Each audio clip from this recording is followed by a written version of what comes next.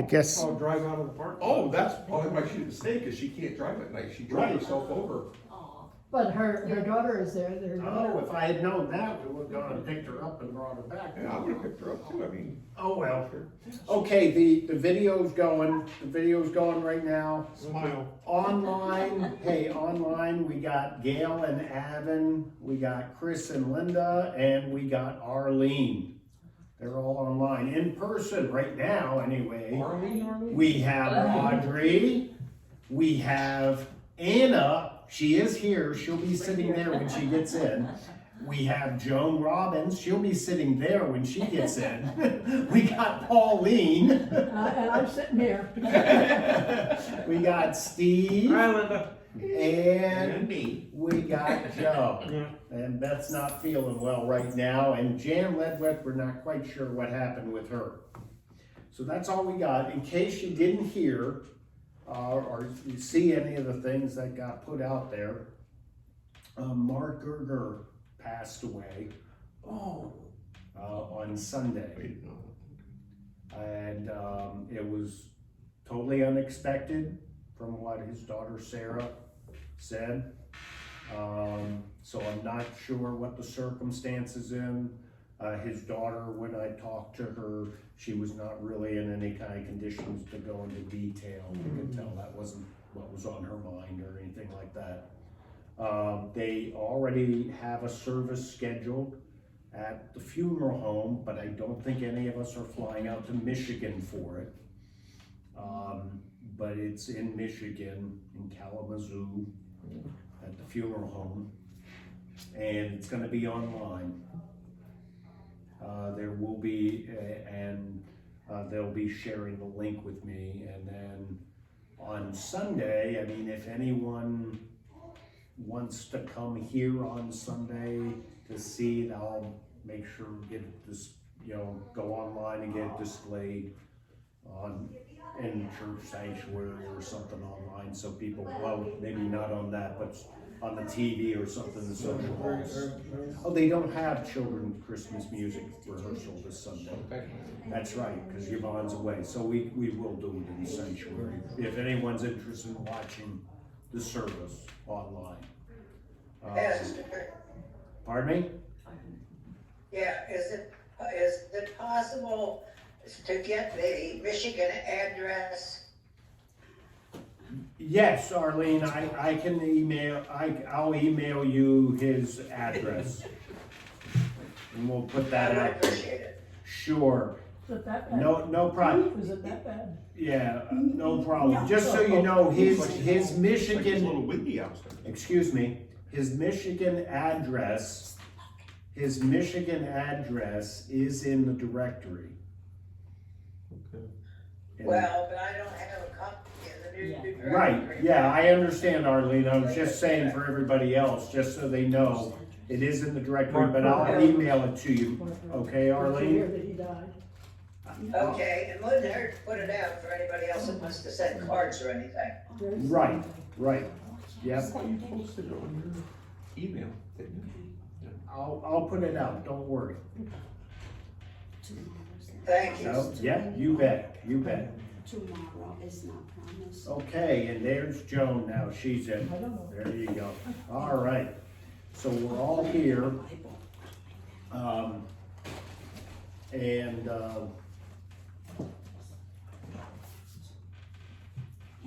Joan, could you open us up with a word of prayer?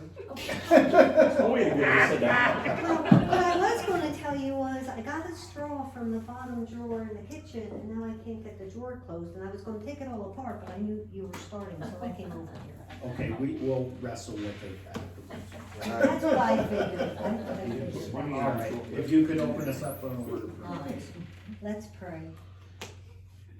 Dear Heavenly Father, thank you for this day. Thank you for each and every person here, Lord, who wants a closer relationship with you. You love us. You desire a relationship first with us. Give Pastor Jeff the patience and the knowledge how to teach us. In your most precious name we pray, amen. Amen.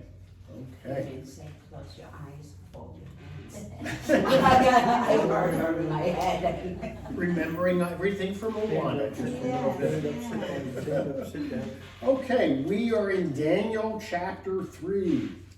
Daniel chapter 3. Okay, and this is the big one with the fiery furnace. Oh, that's what Beth said. I hope it's not the one with the fiery furnace. Oh, too bad. Yeah, it is. It's the one, yeah, everyone has a sheet. Okay, very good. So, let's just start off there. Would someone please read chapter 3, verses 1 through 7? King Nebuchadnezzar made an image of gold, 60 cubits high, 6 cubits wide, and set it up on the plain of Dura, in the province of Babylon. He then summoned the satraps, prefects, governors, advisors, treasurers, judges, magistrates, and all the other provincial officials to come to the dedication of the image he had set up. So the satraps, prefects, governors, advisors, treasurers, judges, magistrates, and all the other provincial officials assembled for the dedication of the image that King Nebuchadnezzar had set up, and they stood before it. Then the herald loudly proclaimed, "Nations and people of every language, this is what you are commanded to do. As soon as you hear the sound of the horn, flute, zither, lyre, harp, pipe, and all kinds of music, you must fall down and worship the image of gold that King Nebuchadnezzar has set up. Whoever does not fall down and worship will be immediately thrown into a blazing furnace." Therefore, as soon as they heard the sound of the horn, flute, zither, lyre, harp, and all kinds of music, all the nations and people of every language fell down and worshiped the image of gold that King Nebuchadnezzar had set up. Okay, thank you, Joe, appreciate it. Yeah, getting through all those names of Yeah. that whole Babylonian bureaucracy. Not just once, but twice. All right, so we have here, this is, this beginning part here from chapter 2. Remember in chapter 2, we had Nebuchadnezzar kind of reacting to being told by Daniel that he's gonna have this prominent place in history. And so that's still, we believe, in his mind, in the king's mind. This commissioning to have a statue made, remember his dream, and the head of the statue for Nebuchadnezzar was made in gold. And so if you kind of tie those pieces of scripture together, you think, okay, well, this is where he's getting this idea of an image in gold. Notice the kind of the dimension of this image being the width of 6 cubits, but 60 cubits high. Yeah, so that's pretty high. A cubit is an arm length. The book I have at home said 96 feet high. Yeah, That book I had showed you said 96 feet. yeah. So so one cubit is this kind of an arm length. Now, one of the this is another area here that we get into some anomalies with Daniel, in that cubit is a Hebrew measurement. It's not a Babylonian measurement. You know, it's not even a Persian measurement. It's a very old Hebrew type of measurement. That's what we talked about with the ark. Yeah, well, you see, the Babylonians actually had a thing very similar to like our the decimal system, where it's broken into 10th.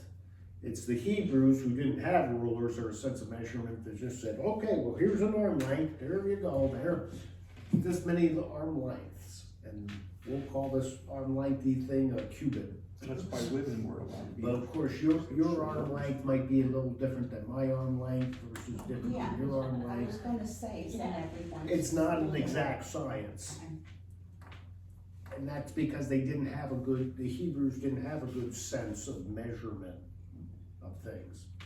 whereas the Babylonians actually had a very precise scientific set of measurements that was similar to the decimal system.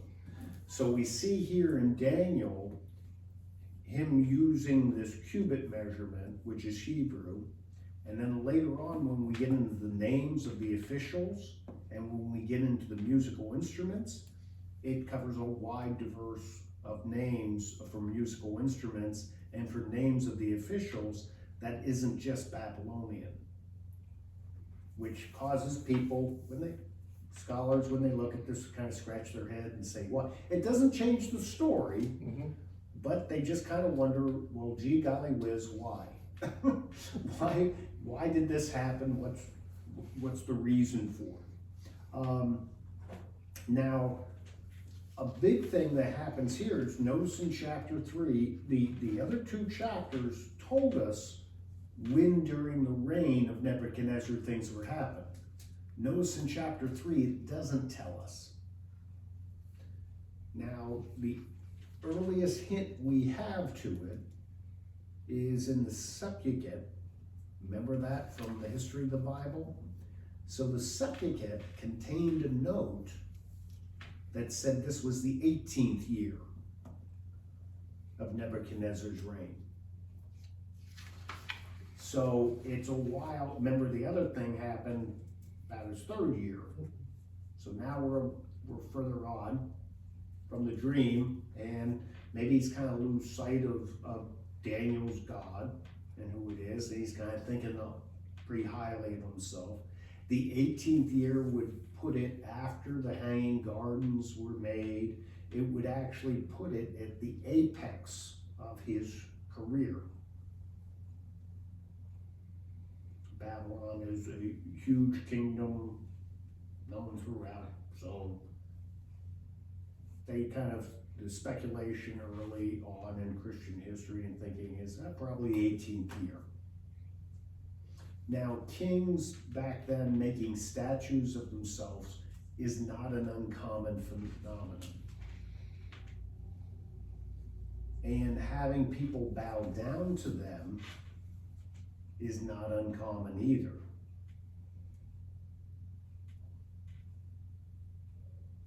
Okay, so he is not saying, I'm a god in place of all the other gods.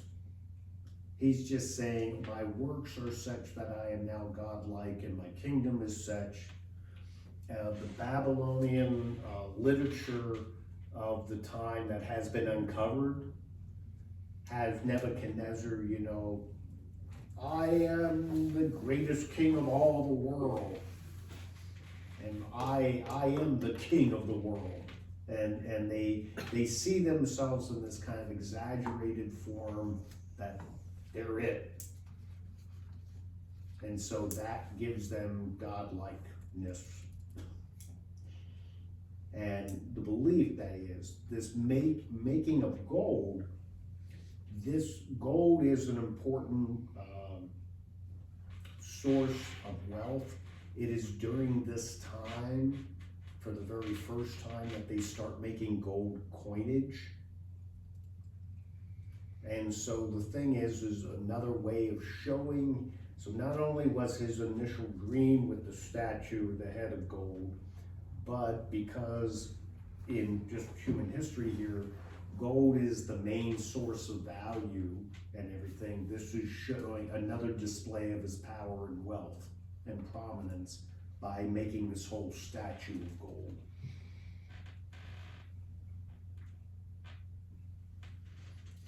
Was gold, like it is today, a precious metal?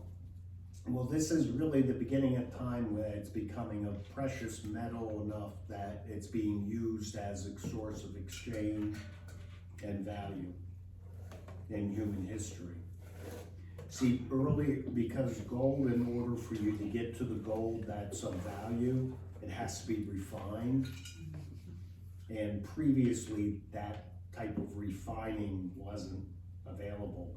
They had the ability sometimes to melt it down, but was melted down like when in Exodus, like this past Sunday, I talk about Aaron.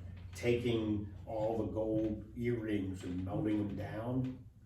All they're doing is melting them down, and then they form them. They're not refining it. So the impurities and all those things are still in the gold.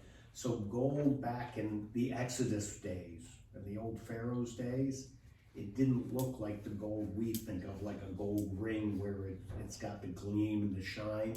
It still had the impurities in it. So it'll be rough. It could be, it could look darkish in color. They would smooth it down. It wouldn't be rough. They'd smooth it down, but it didn't have this.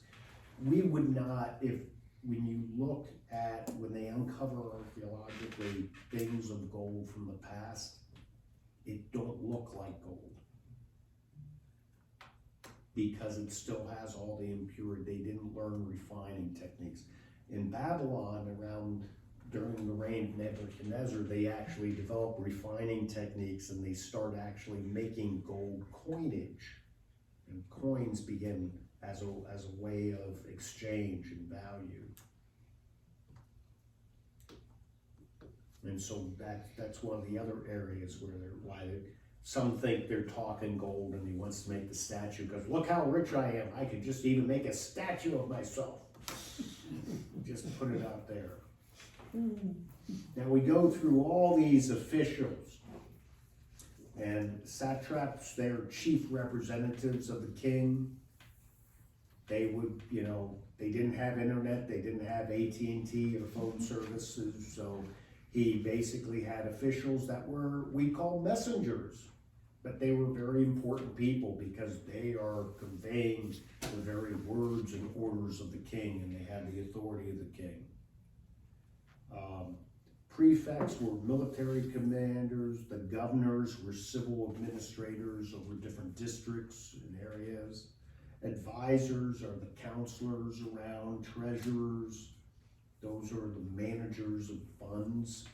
And they may have multiple treasurers. One to handle this fund, one to handle this, one to handle this administrative area, and one to handle that administrative, so they had those. Judges, just like we think of judges, they administer the law. Now the difference with judges in earlier times than judges today, judges in earlier times had the ability to actually administer the law.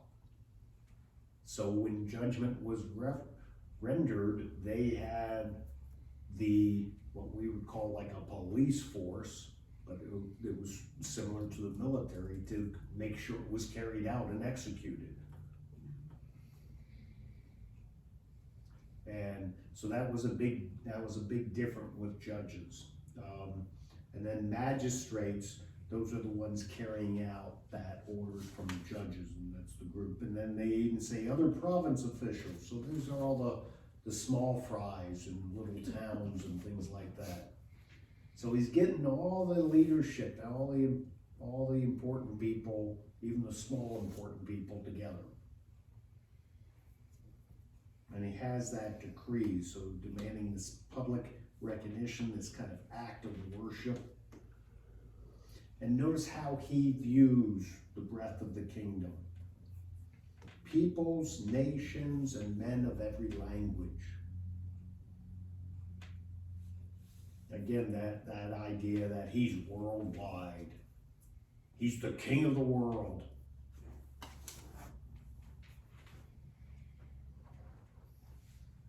Okay, any questions or comments or thoughts on that?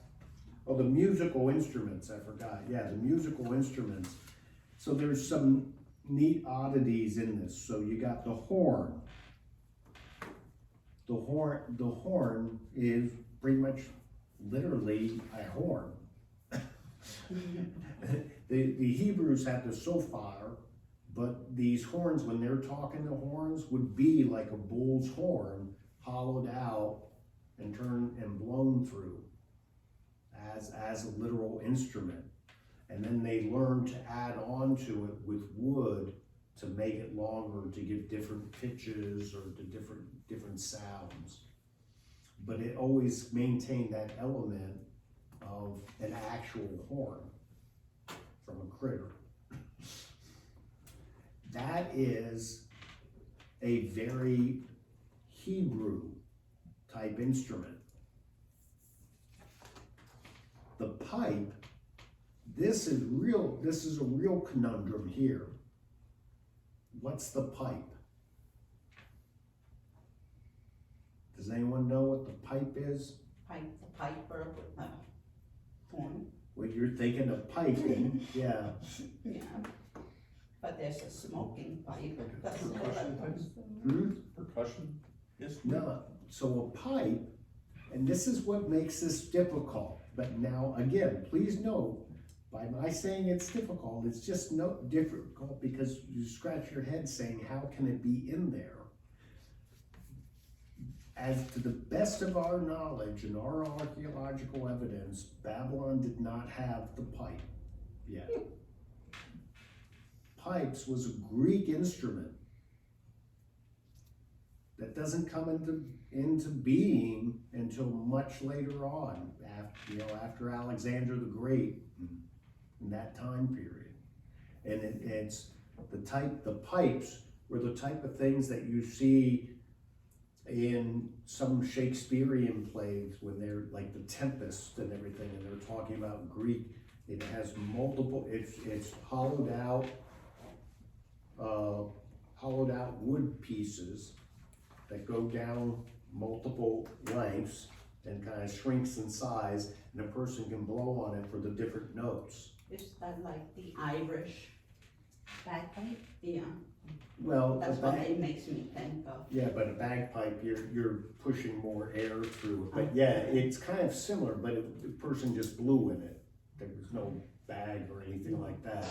But they, and the thing, say again? Similar to a pan flute. And that's what I was talking about. Thank you for giving the name there, Chris. Yeah, my version says flute. Yeah. Yeah. But that's what a pipe was. But you see, it'll be about another 300 years before it's invented. Right. Be like a bunch of whistles tied together, Yeah. different lengths. But it'd be like reading, so this would be the equivalent of like reading something from William Bradford in the Puritan days saying, and they got out the electric guitar. They didn't have electric yet. They plugged it in, but the circuit was plugged in. Where'd this come from? How did this get in here? And that's one reason, hey, so that's one reason why you may see in some translations, they drop that instrument, they don't have it. Because they say that doesn't make any sense. Even though it's in the earlier manuscripts. Mm-hmm. And they say, gee, I wonder how much of Daniel was changed later or something, or they just wrote things in their time when they were putting together the stories. Oh, he said all the musical instruments, and the guy just wrote out different musical instruments. Yeah, we don't know why, we don't know how. It doesn't change the meaning of the story, but it's one of the oddities of Daniel. Okay, and then you got the lyre. The lyre, no problem there, and the harp, no problem, and the drum, no problem. The trigon, what do you think about the trigon?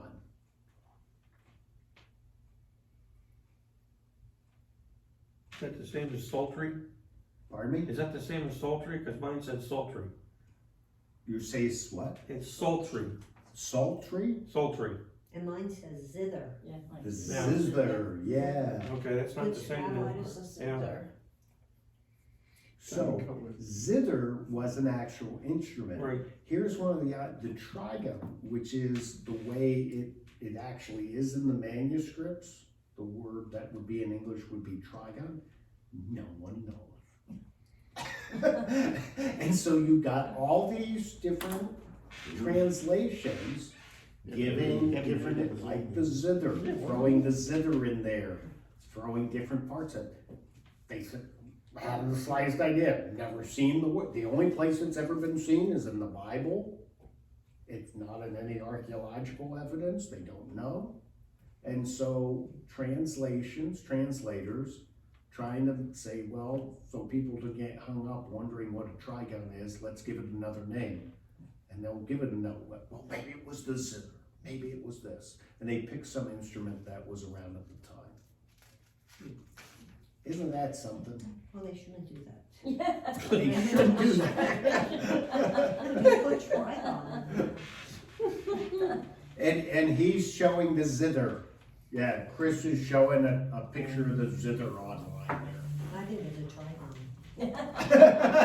Well, isn't the trigon the triangle? A triangle? Well, that some people, triangle what I'm music. saying is people don't know what it is. Um, People have Yeah, all yeah. sorts of thoughts. Yeah, Yeah, so if he's it's showing, tri, it would he's be showing a three. zither there. You would think so. Yeah, David played that. You know, I saw Yeah. the That's mystery. a part of it. There you go. harp and the lyre. Yeah. He played Not a both. zither. He played, not a zither. And a trigon was not there, so don't worry about it. Thank you, Chris. Right. Passed it all around. All right. But anyway, they just don't know. So there we go. Wow, we spent all that time, 30 minutes on the first 7 verses. So now, would someone please read 8 through 18? At this time, some astrologers came forward and denounced the Jews. They said to King Nebuchadnezzar, "May the king live forever. Your Majesty has issued a decree that everyone who hears the sound of a horn, flute, zither, harp, lyre, pipes, of all kinds of music must fall down and worship the image of gold. And that whoever does not fall down and worship will be thrown into the blazing furnace. But there are some Jews whom you have set over the affairs of the province of Babylon, Shadrach, Meshach, and Abednego, who pay no attention to you, your Majesty. They neither serve your gods nor worship the image of gold you have set up." Furious with rage, Nebuchadnezzar summoned Shadrach, Meshach, and Abednego. So these men were brought before the king, and Nebuchadnezzar said to them, "Is it true, Shadrach, Meshach, and Abednego, that you do not serve my gods or worship the image of gold I have set up? Nor when you hear the sound of the horn, flute, zither, lyre, harp, pipes, and all kinds of music, if you are ready to fall down and worship the image they made, very good. But if you do not worship it, you will be thrown immediately into the blazing furnace. Then what good? Then what God will be able to rescue you from my hands?" Shadrach, Meshach, and Abednego replied to him, King Nebuchadnezzar, "We do not need to defend ourselves before you in this matter. If we are thrown into the blazing furnace, the God we serve is able to deliver us from it, and he will deliver us from your Majesty's hand. But even if he does not, we want you to know, your Majesty, that we will not serve your gods or worship the image of gold you have set up." All right, thank you. So, here we got the astrologers. The astrologers are the advisors to king, and that's why they're the ones always put out front. Some translations say the Chaldeans, and that's actually how it is in the most original manuscripts. But the Chaldeans were another name for astrologer. And that's why others then change it to astrologer. But just in case you ever see that. But what you gotta think of the astrologers as being is they are advisors to the king. So basically earlier when it said advisors, that's also the astrologers, these people. This word denounce, and they denounce these certain Jews, some Jews. Denounce is a very, very harsh word. It loses a lot in the English. This literally means to tear the person asunder, to destroy them. So it's not just saying, gee, I don't like them anymore, I denounce you. It's no, I denounce you, you are a horrible, terrible slug, don't deserve to exist anymore. That's denouncing.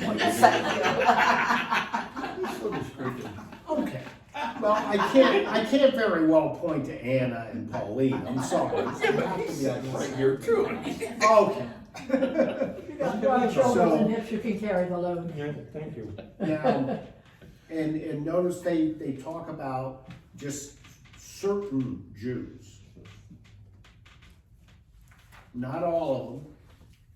Just certain Jews, he's saying, are doing it. That you, and they're saying to the king, hey, you set them over the affairs. And gee, they're not following your order.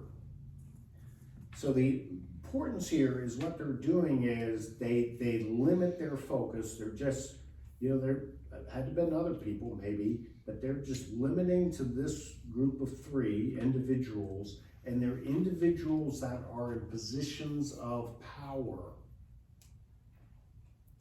They are administrators over a certain area. And they use the phrase not paying attention to you. And again, this is a phrase that in English doesn't sound that bad. I mean, we'd say to children not paying attention to us. But with the king, it has implication. It means they're trying to take power. They're saying they don't need to listen to you. They're more powerful than you. It's treasonous. So just the act of saying they're paying no attention to you is a thing of treason, let alone not bowing down to the thing. Just that act itself. And then this whole thing that, okay, they're not bowing down, they choose not to bow down. One of the things you gotta take note in here, okay, where's Daniel? Where is Daniel and all? We got Shadrach, Meshach, and Abednego. He's with the lions. Supposedly not yet. But different king too. But anyway, where's Daniel? Why did he suddenly disappear from everything? And he's not talked about. Supposedly all these people from all over the kingdom, all the leaders came. Daniel was supposed to be high up there. And somehow he's missing in action. Why? Why do you think? He's running another town for the king. But all the officials were supposed to be there. We just read how they brought them all. 6B, All the satraps, all the... 6B, Hmm? 6B, his high position precluded him? The what? His high position precluded him. His high position precluded him. And that's one that they Big. think, but notice I got a question mark. Yeah. I'm just saying, he wasn't accused. But then we gotta say to ourselves, why is he not coming to their defense? I don't think he's around.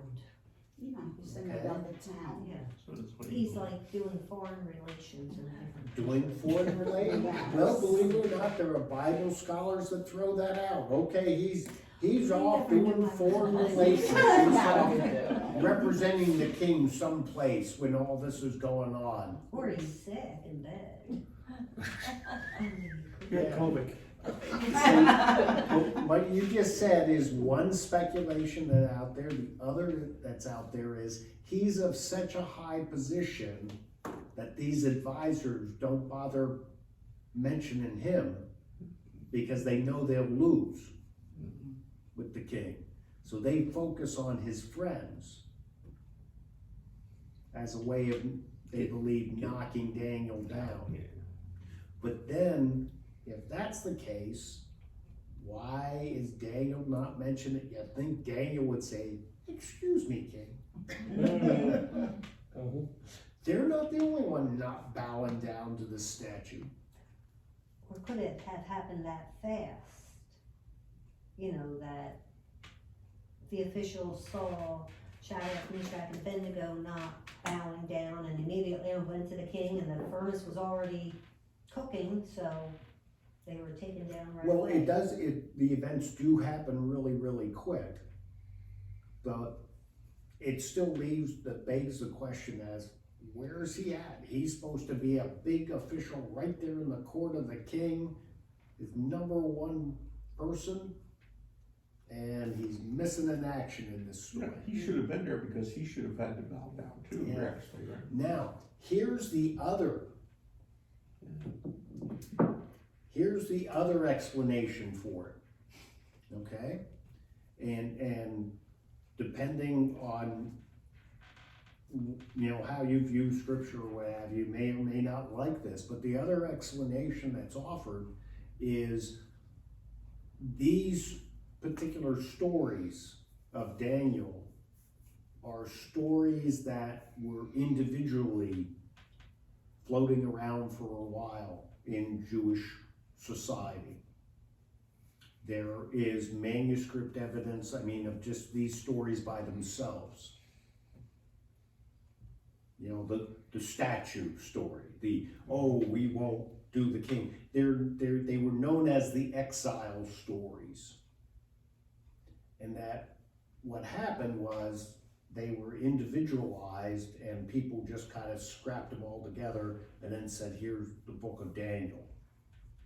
Because what we'll see in Daniel later is what happens is they don't always go in chronological order too.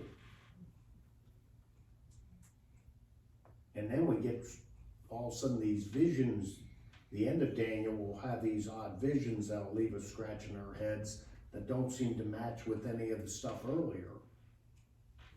And so that's one other explanation for it is, well, these were just heroic stories representative of the exile period. Okay, and of God's providence during the exile period. So that's all the different explanations, just to throw it out there for you, something to think about. Any comments, questions, thoughts about that? I like their idea better. He was out of town. He's out of town. Yeah. Okay. His Christmas stuff. Yeah. Yeah. It's Okay, fake. there you go, great. Now we got a UFO came and got. Oh, that's it, yep, there. Yep. He's abducted. I don't think so. Yeah, ancient aliens, yes, here we go. Someone will find a landing strip now. They saw that huge, giant golden thing. I That's what it know, was. I No, crop circles. Okay. Let us now go on. The important, and the other important thing here, and I don't have it on the sheet, but a very important thing is how Shadrach, Meshach, and Abednego answer the king. You know, how we got no need to present a defense. What we did is pretty plain, not trying to defend it at all. And our God able to deliver us from the furnace. And even if he doesn't, we'd still do it. Kind of like a slap in the face to Nebuchadnezzar. Well, it's just a thing of faith. And it's a very strong statement of faith, and it's a part of faith that goes counter to so much of Jewish theology at the time. And this is what I mean, Jewish theology at the time was very much based on Deuteronomy, the Deuteronomist covenant. We do X, Y, and Z, and God will do A, B, and C for us. We don't do X, Y, and Z, then God will get angry with us and punish us. So in other words, Do X, you receive something. Don't do X, you don't receive it. Notice this is saying, regardless of what God does, we still show faith. And that's a huge difference from kind of like the reward method of thinking, Working for okay? it, like working for it. Well, yeah, Deuteronomy covenant says, okay, Israel, you follow God, you obey his commands, I will make a beautiful promised land, your cows will be fat, you'll have great happy babies, you'll have tons of food, you won't even have to worry about it, you won't be ill or sick. I mean, it goes on, it says all that. But then if you don't do it, and you turn away from God, well, then you're gonna have locusts, other people will come and eat your food that didn't plow it, you'll lose your homes, life will be miserable. You get boils. Yeah, all sorts of bad things happen. Right. And a real significant point here is this very different theology being stated here. That we are faithful to God regardless what God does for us. We are faithful to God just because God is God. And that's a really huge difference. I mean, it's seismic kind of difference.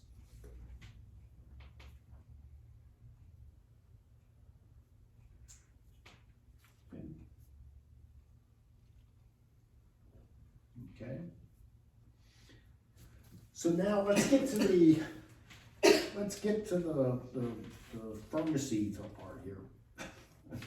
So would someone please read verses 19 through 23? 19 through 23.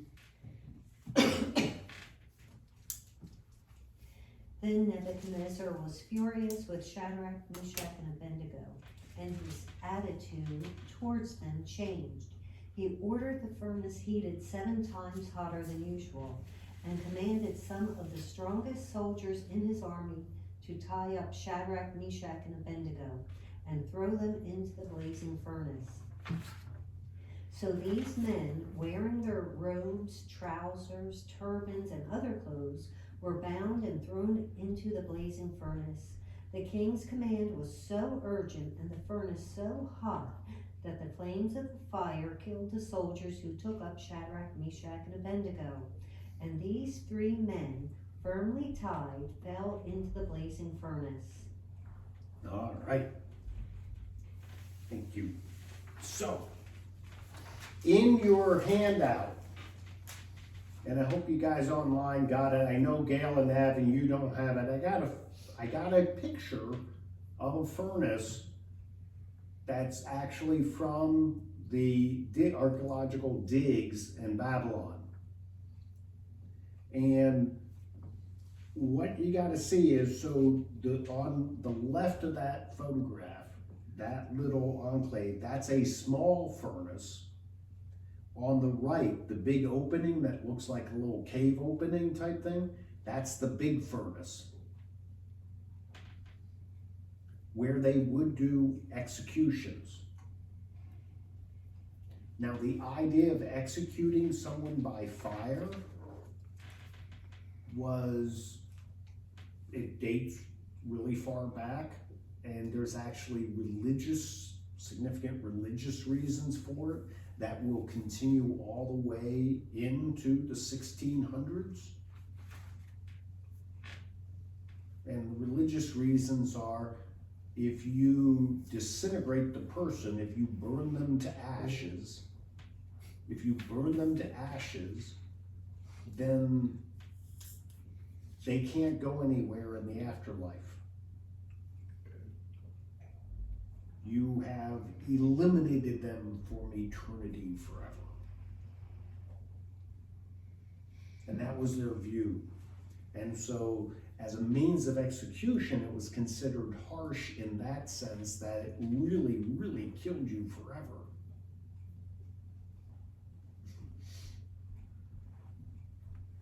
And so that's one of the things, so this, and now notice he heats it up. So what he's doing is, on the right-hand side of that picture, that thing, that's what he's heating up. And in the heating it up, what they would do is line the outside parts of it with burning fire. And they would be lined with coals and metal and everything to get it super duper hot. And then that was their way, the smaller furnace, so they would melt like ore and stuff in there, and then they shovel it out and they put it in the smaller thing to refine it. And that's part of their refining process for gold. But it's believed the way the structure was, and then the way they would, the material they would put on the outside would refract the heat in order to build up the temperature up inside it to the point where it could actually melt metal and do things like that. And it was one of their technological advances. But they also used it as an execution chamber. So he heats it up so high, and you can almost picture, you can almost envision guys, the guards, they got them bound, and they're leading them to there, but the flames are so hot that they die as they're just getting them to the entrance of it. The heat's so great. The idea of binding a person, even though, you know, the person couldn't resist anyway, they didn't need to be bounded, but that was again a symbolism of subjecting the person. They had lost all their authority. And the king's rule over them was so great, they were now bounded.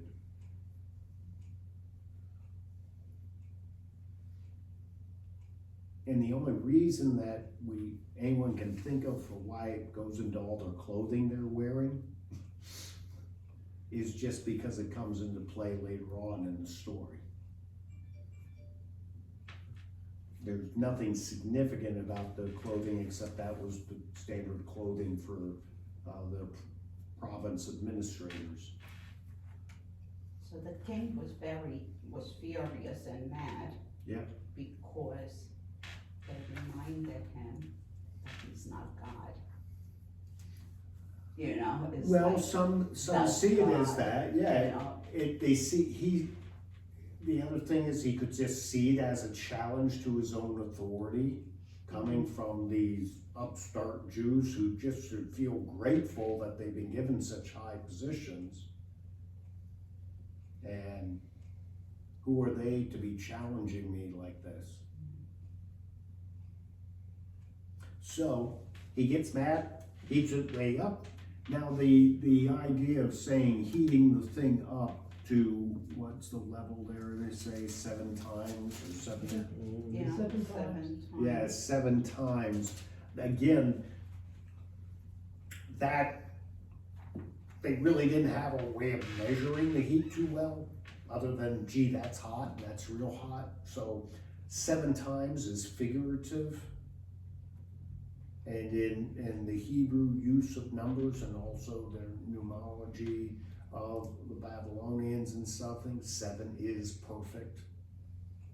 So they've heated it up to the perfect heat. It's more like saying that. So, okay, someone read verses 24 through 27.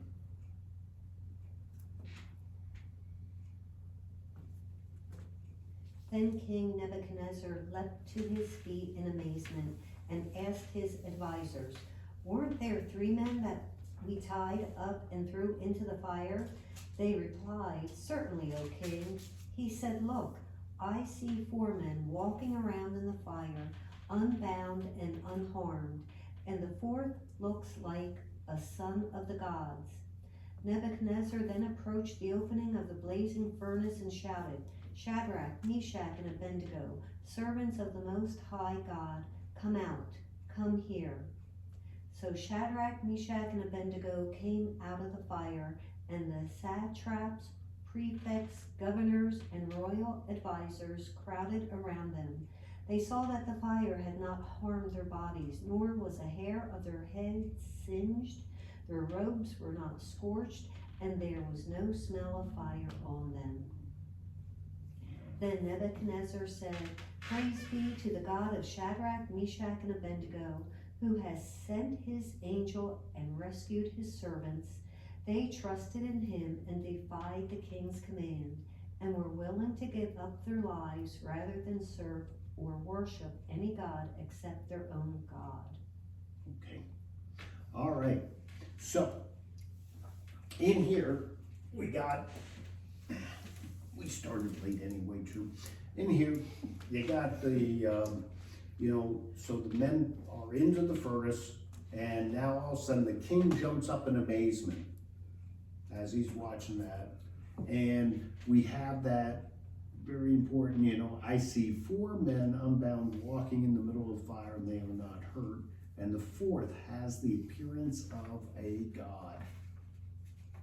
Now, in anybody's translation, is that different? Mine says looks like the son of the gods. Son of the gods, okay? Anybody else have a different translation? Mine says literally the Son of God. The Son of God. God, yeah? Anybody else have a different one? I don't have my Bible, I'm sure mine would have. Okay. He usually does, and I was waiting for you. Yeah. Like a son of the gods. The Son of the gods, yeah, so plural, Son of gods, Son of God, yeah. Now, this is yet another one, okay, so in the manuscripts, we know this is a heavenly appearance. In earlier manuscripts, they used the same type of thing as angel. Then what happened though in some of the in later Christianity and Septuagint and everything, they get into that and they use it in a messianic way, that God is coming down as a son of God. But then there's some Septuagint manuscripts that don't use that term. They use it in the Babylonian, how Babylon would have seen an angel, believing it to be one of the gods, a son of one of the gods. And so that leads then in our translation for them to all be different. And you will see some saying this is actually a appearance of Jesus Christ himself. And that's why they would use Son of God in that sense, literally meaning Christ himself. Others say it's an angel and they give the depiction of angel. Okay, so that's one of the reasons why you'll see differences in the translations, because there's differences in the manuscripts themselves. And then it becomes something a lot of times of denominations anymore with their translations, how they want to view it. But the bottom line is God protects them. They're unbounded, which has significance. The king's authority that bound them up is no longer. So they're unbounded, they're free, and they're not rushing out of the fire. They're standing around like they're at the water cooler, having a good conversation at work. And that amazes all the officials, amazes all the people.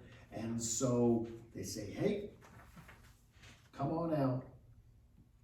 And then Nebuchadnezzar once again, and when they realize that clothes aren't even singed, no smell of smoke, no nothing, Wow. And that's when Nebuchadnezzar then breaks into that praise of God. And he pays tribute to God. And then he issues a decree that says anyone that says any, and we didn't read that part, but he says in 29, therefore I make a decree, any people, nation, or language that utters blasphemy against the God of Shadrach, Meshach, and Abednego shall be torn limb from limb, and their houses laid in ruins. For there is no other God who is able to deliver in this way. Then the king promoted Shadrach, Meshach, and Abednego in the province of Babylon. Those astrologers must have been And shut 'em up, crazy. Yeah, but now notice he doesn't say that God's the only God yet. Mhm. And so that's something else you note in these stories is Nebuchadnezzar's transition and his own faith journey. Nebuchadnezzar has a faith journey. And we see that in increments and stages. Chapter 1, it was like, hey, yeah, that's pretty impressive. They are smart people. Yeah, their God must be okay. To then chapter 2, wow, this must be a great God that, enables Daniel to understand these dreams.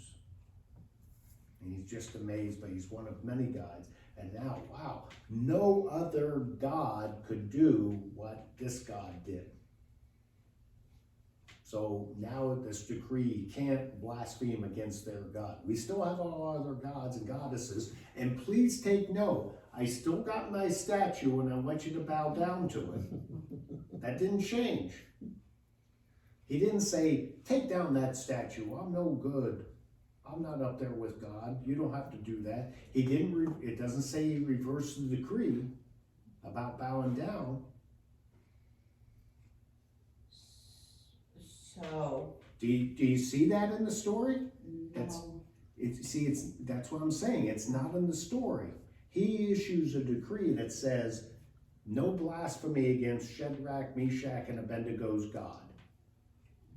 In other words, and Don't blasphemy step on would, them. yeah. So what they're saying is fine. They don't have to bow down to that because it's only their God. Got it. And no one can issue any blasphemy to it. But I still got my thing. So all you other people that don't have their God, you still got to bow down. The statue still stands. It still exists. And this is part of Nebuchadnezzar's faith journey. We're going to see, and it's an increment. It's increments, and we see him growing in his faith and his understanding of who God is. Yeah. I heard a pastor, or I can't remember where it was, when Nebuchadnezzar told everybody to make the fire 7 times hotter. Yeah. One of the pastors says Nebuchadnezzar must have recognized the authority of God, because he made it 7 times hotter than it was supposed to be to burn somebody up. So he was saying that the power of God might have been on Nebuchadnezzar's mind. I don't think so at this point, because I think I see the 7 times more as a thing of just make it the perfect heat.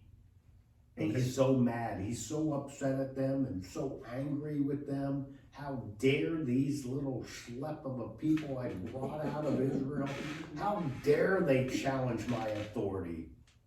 I'm having my moment here, it's my big statue, and they're raining on my parade. How dare they do it?